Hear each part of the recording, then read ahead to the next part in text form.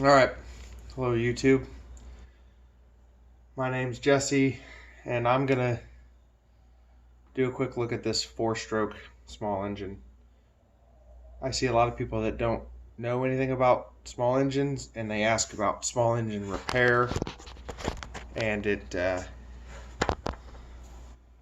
it's an important topic in the world, but it's also important to know as a homeowner, because at $75 to $120 an hour for mechanic, small engine repair can be very expensive, and it's very easy to do yourself.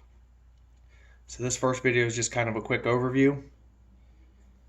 This is a Briggs V-twin overhead valves. So here's your valve cover. The basic principle on this engine is air gets sucked in here.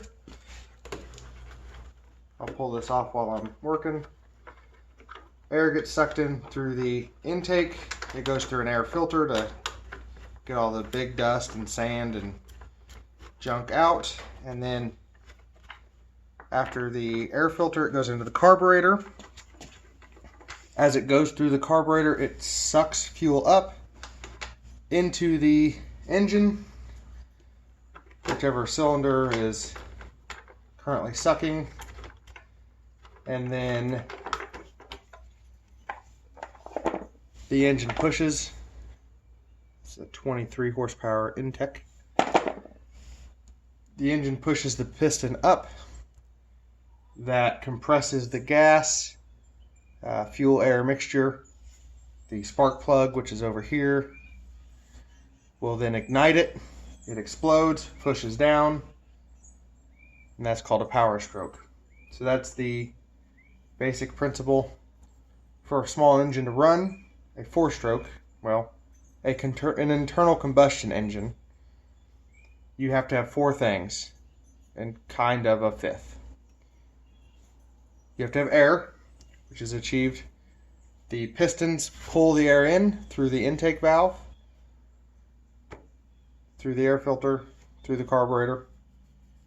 You have to have fuel. Fuel is sucked up from the carburetor by the air through a venturi.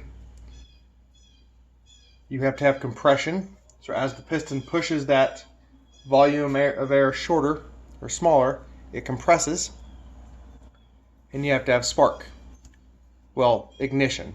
In a diesel, ignition is created through compression. In a gas,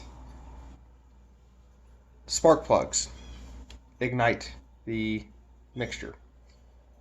And then the 5th portion of this is it all has to be in the correct time. So, quick look at it.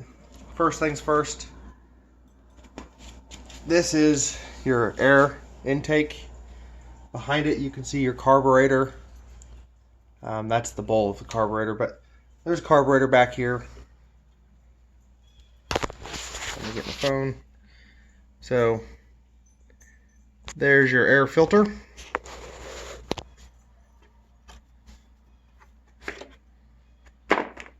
There's your pre-filter. This gets oiled. Putting a little bit of oil on that will help keep the crud off.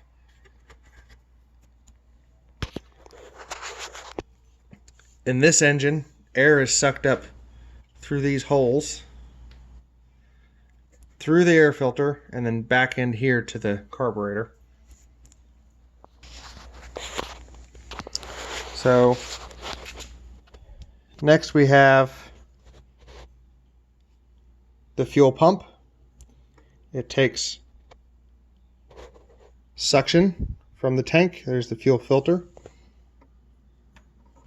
Takes suction from the tank. The fuel pump gets its pumping action from the valve cover, and it discharges into the carburetor. It fills the bowl. So as the engine spins, the fuel pump will pump, the carburetor will fill, and the suction of the engine will pull the air, which will also pull the fuel, which will put it in the cylinder. So there's your better look at your carburetor.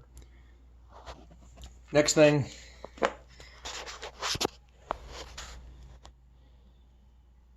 oil, dipstick tube.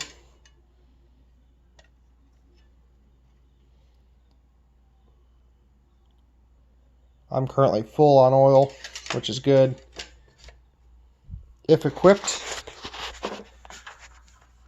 you may have an oil filter. Not all of them do.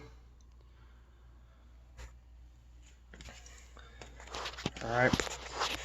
The next thing we want to look at is over here. Spark plug. So this is called the spark plug boot. It comes from the ignition coil. And this is the spark plug in here.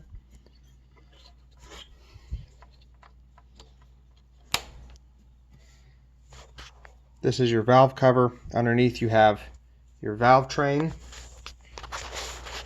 This is an overhead valve engine. And then this is your governor. This one's internally governed. So inside the engine, there is, you can see right there, right here is the shaft that comes out of the engine. There's a gear with some weights. That gear and weight combination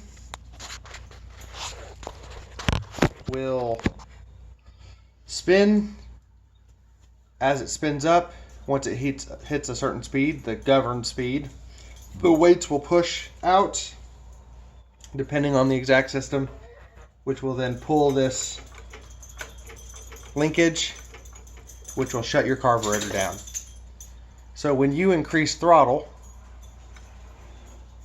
I just turned the throttle, it just makes it harder. Like this is very stiff.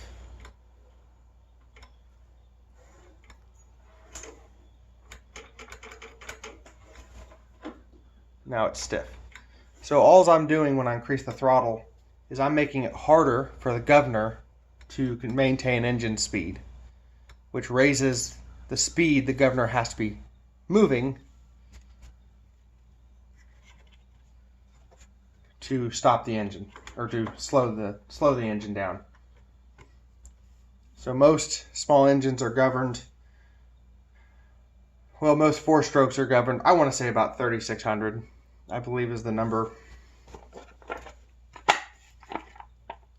That's a short video. I know it is. The intent of this video is just to kind of get you introduced to what you're looking at. I actually have a block of a small engine. I'll go get, and we can look at it.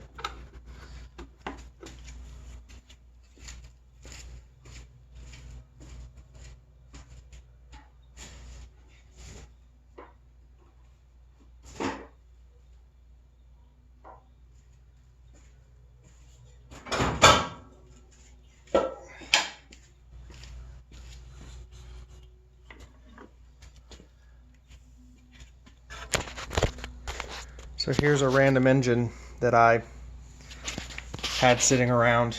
The wood doesn't go in there. That was part of me taking this apart. But this is what generically a block looks like.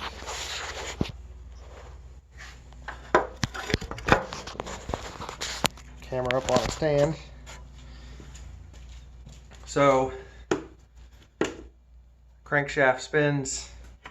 I have no piston in there. It spins nice and smoothly. This is your gear for your timing. The difference between this and this one's a flathead. So the valves are in the block. Here's your cylinder for your piston. Here's where your valves go. This is your flywheel. This is also, I believe, a Briggs engine.